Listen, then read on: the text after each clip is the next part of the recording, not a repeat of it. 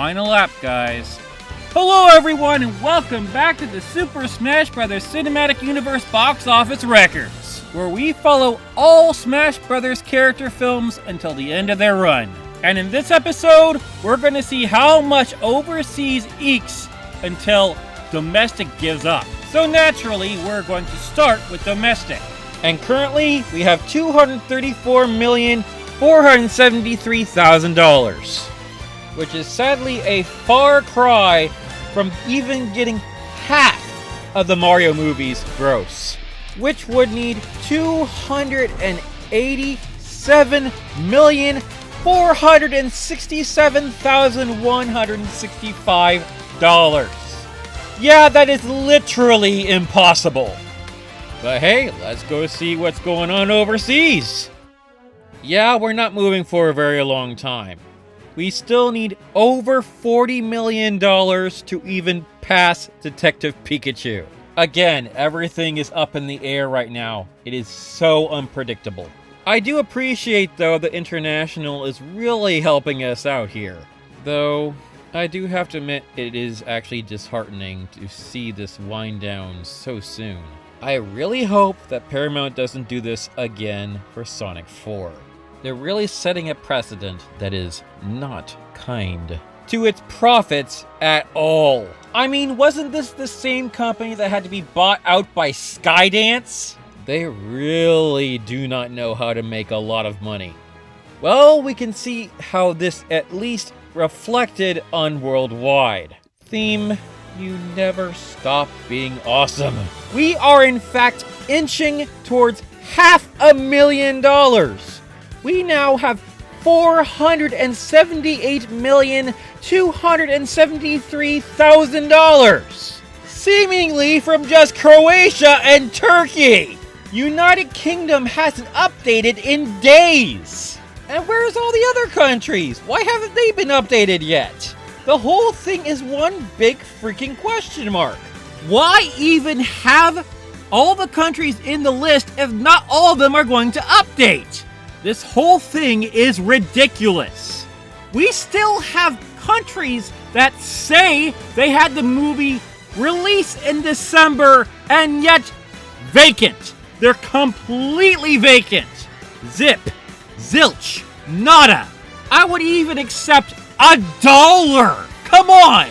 You cannot expect me to believe that a movie doesn't make a single cent overseas. That makes no sense! On top of that, I have not even heard one peep about countries banning the movie outright. All of this is Disney fishy. Well, at least now we can get into the festivities of the penultimate episodes of Secret Level. Episodes 13 and 14. Concord and Honor of Kings. Enjoy. Well, this was a product of hubris.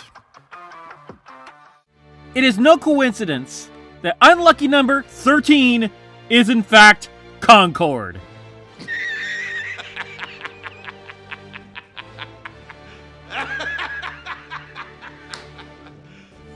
You serious? I am quite serious.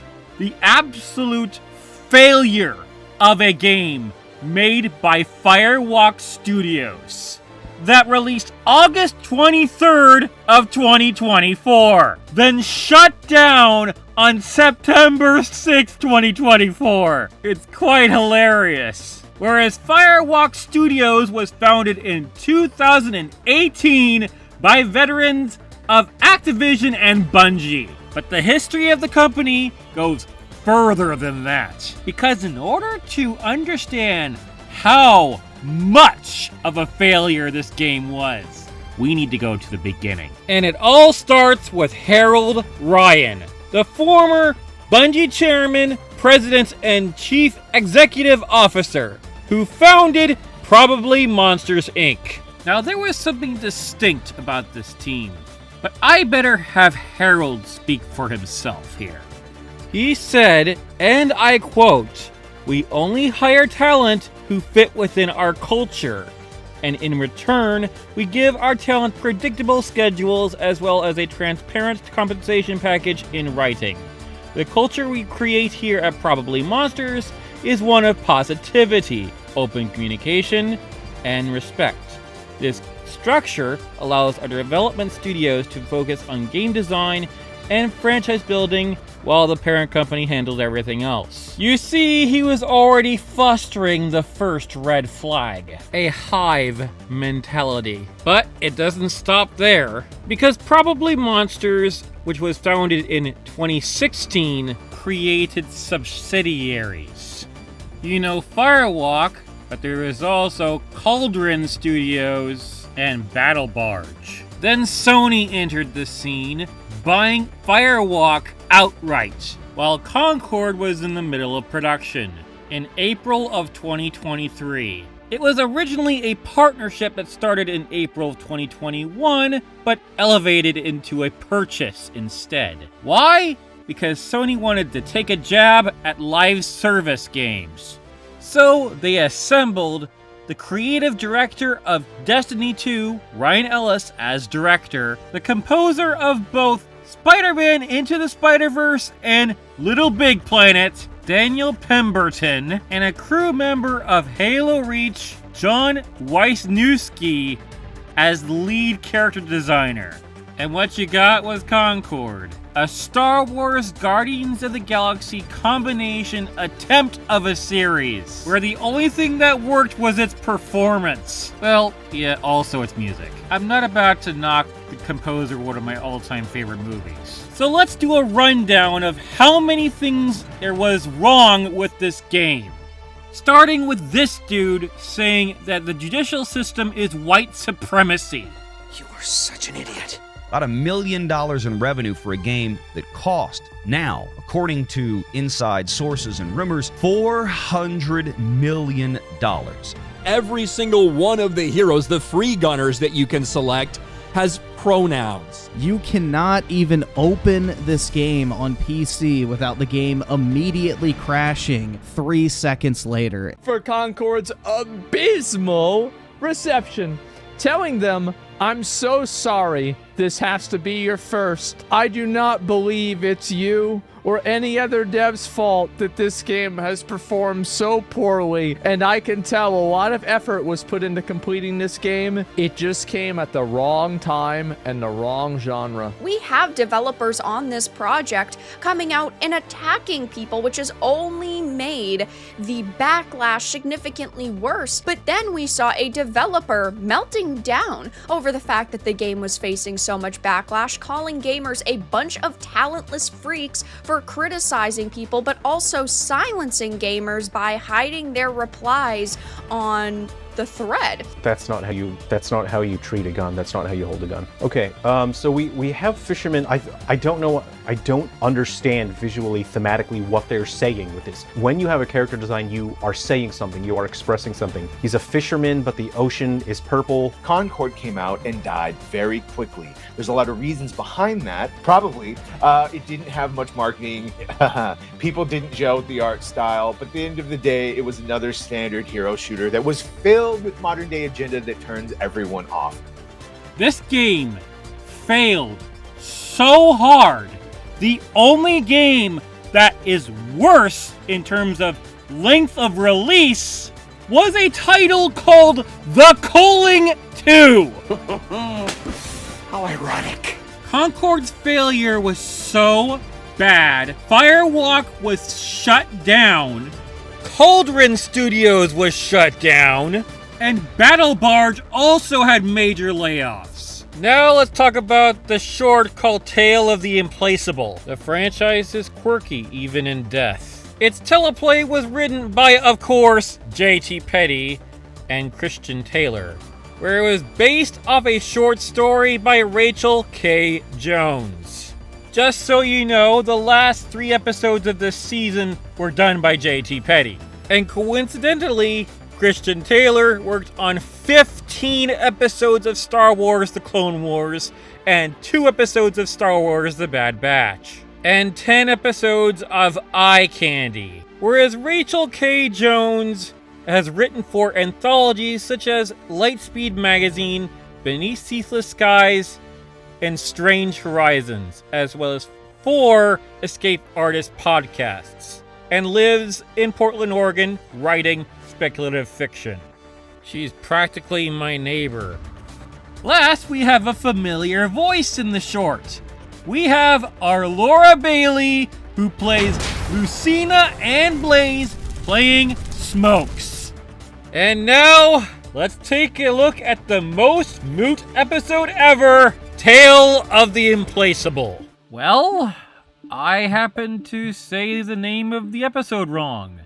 It's Implacable, which means relentless and unstoppable, which is also quite ironic in retrospect. In a rather crazy turn of events, Tim Miller somehow takes bad character design and makes it palatable. And the opening of this episode was quite witty, honestly. And Laura Bailey's Smokes was actually pretty charming. One more interesting aspect, the look of the episode is quite lovely. The colors are very well distinguished. But the jabs against capitalism are worse than Outer Worlds. It's frankly pretty frustrating to be reminded at how much our taxes are not being properly used. The biggest problem with sympathizing with criminals, you gotta have a reason to. Guardians succeeded because they ended up being a family of sorts. And their motto was something good, something bad, bit of both. You don't really get that with this bunch. What I get from this one is hollow beauty. You can appreciate the spectacle, but there isn't much of substance here. Because you get a nice twist at the beginning, but not much else after that. Also, making the Caucasian the antagonistic force was in, frankly, bad taste. This is a really good screensaver. Except the first guy. The first guy doesn't have to stay muted. I liked him. Some people call it the big empty. Some culture is what we need. Episode 14 is Honor of Kings, a multiplayer online battle arena video game by Tai Studio Group and published by Tencent Games for the iOS and Android. That's right, this never came to consoles. This is officially my first ever mobile game on this channel. It came out first in China on November 26th of 2015, then in Brazil on March 8th of 2023, then in Turkey on February 21st of 2024, then in South Asia on February 20th, 2024, then the rest of the world June 20th of 2024. It took a long time to get here. In Honor of Kings, the idea of the game is to compete to defeat non-player characters and opponents to gain experience points and gold. With experience points, players can unlock their character's abilities or further augment the power of their existing abilities. You start with 3 characters: the marksman, Hu Yi, the mage, Angela, and the tank, Leon Po. However, you need to finish 2 matches in order to have all 3 characters. Curiously, when you check the available characters in the game from launch, the short Yi is nowhere to be found. Though characters from SNK, who would know Terry very well, are front and center. Though for some strange reason, you can only level up to 15. Maybe the reason why is because the number 15 is primarily associated with the concept of fullness or completeness, due to the legend of the low shoe grid, where every row adds up to 15, signifying balance and harmony. This connection can also be tied to the idea of the 5 elements: wood, fire, earth, metal, and water being represented in a complete cycle within the grid. Which is all the more interesting that the way of all things is about a game within a game played on a board made out of mulberry wood, with crafted black and white pieces made from rhinoceros and elephant bones. Some know it as Weiqi, others know it as Go. This encirclement board game was originally played on a 17 by 17 line grid, but a 19 by 19 grid became standard by the Tang Dynasty. In China, Go had an important status among elites and was associated with ideas of self-cultivation, wisdom, and gentlemanly ideals, and was considered one of the 4 cultivated arts of the Chinese scholar gentleman, along with calligraphy, painting, and playing the musical instrument guqian, a long-stringed instrument without frets but movable bridges under each string. As for Weiqi, it's an abstract strategy board game that is believed to be the oldest board game continuously played to the present day. Though how you play it is you take the stones, white and black, and you place them on vacant intersections on the board. Once they are placed, stones will not be moved, but captured stones are immediately removed from the board. A single stone or connected group of stones is captured when surrounded by the opponent's stones, all orthogonically adjacent points. The game proceeds until neither player wishes to make another move. When the game ends, the winner is determined by counting each player's surrounded territory along with captured stones and komi, which are points added to the score of the player, with the white stones as compensation for playing second. Games may also end by resignation. However, there is a play in the game with a name you would be very familiar with: Atari. Yes, that Atari. It's a Japanese word which means to hit the target or receive something fortuitously. It is called when they notice a situation where a stone or group of stones only has one liberty. Now that you know how the game is played, let's see how it's utilized in the short. The Way of All Things was based off a short story by Shi Lian Huang, with a teleplay by J.T. Petty, of course. Shi Lian Huang is actually the first woman to be a professional armorer in Hollywood, which is pretty cool, not gonna lie. She also completed a degree in mathematics at MIT. Oh, she's a mathematical thinker. She also goes by the name of Lisa, to make things easier. As for writing credits, she won the Hugo Award for her story as The Last I May Know. And naturally, her characters reflect her background in the mathematical sciences. So now, let's take a look at The Way of All Things, based off the world's most popular MOBA.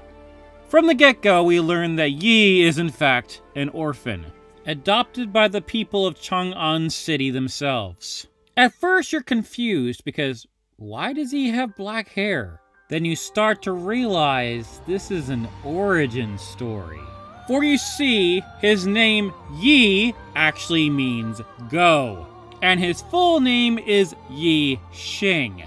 In the games, he is in fact a mage, who was saved by a mysterious figure known as the Peony Diviner. In this short, however, he is just a disgruntled member of the city, as the city is being held together by a supercomputer called Tiangong, which means Heavenly Palace or Sky Palace. I have to respect Lisa here. She actually gives Yi a motivation for trying to fix the city. It's falling apart. The fact that she did that makes it a far cry from the other shorts. I also love that J.T. Petty and crew actually remember to give Yi his lifelong love of Weiqi, being the game that he chooses to play against Tiangong with. However, when we meet the physical form of Tiangong, we get the impression that this entity will play any game in order to gain control of the city, including dominoes. But there's a catch.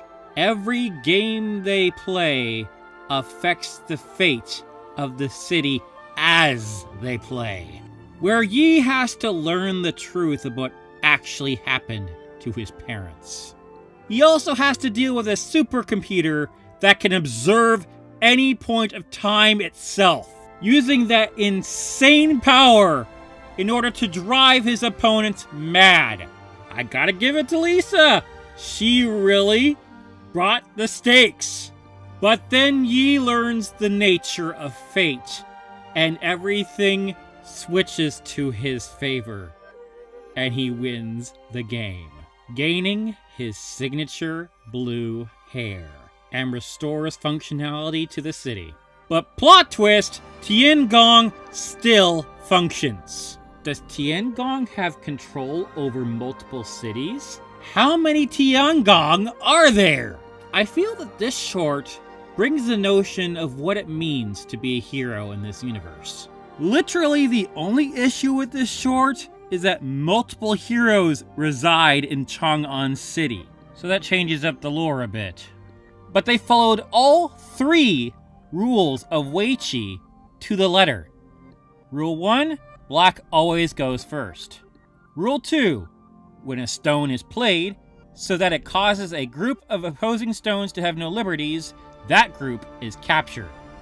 Hence, Atari. Rule 3, a player cannot play a stone to a location such that a previous position is repeated. And that's it. My conclusion? This short is canonically weird, but it was fun. Yeah, that's right. The last episode next week is the crossover episode. It's gonna be big. Stay tuned. But no one knows how a Minecraft movie is going to fare when it releases on April 4th of this year. We don't even have a trailer for Street Fighter, which is coming out March 20th of 2026 by Sony and Legendary. We don't have information yet on the Super Mario Bros. Movie 2, which is coming out April 3rd of 2026 by Universal Illumination.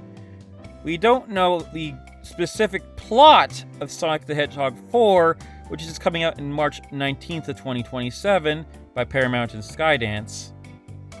And we don't know what kind of games, which are going to be in Secret Level Season 2, hopefully coming out April 2025 this year by Amazon Prime. We don't know what's going on with Metal Gear Solid. We don't know what the story is for Legend of Zelda. We don't know if Detective Pikachu 2 is even still alive. We don't even know what's going on with Mega Man for Netflix. And we don't even know if Pac-Man is still alive. But we do know that the live-action Pokemon series featuring Red by Netflix is still okay. And we still know that Minecraft series that's animated for Netflix is still okay. And we are done. If you like what you see, press like, subscribe, and smash that bell in order to get notifications on the channel where everything grows on you.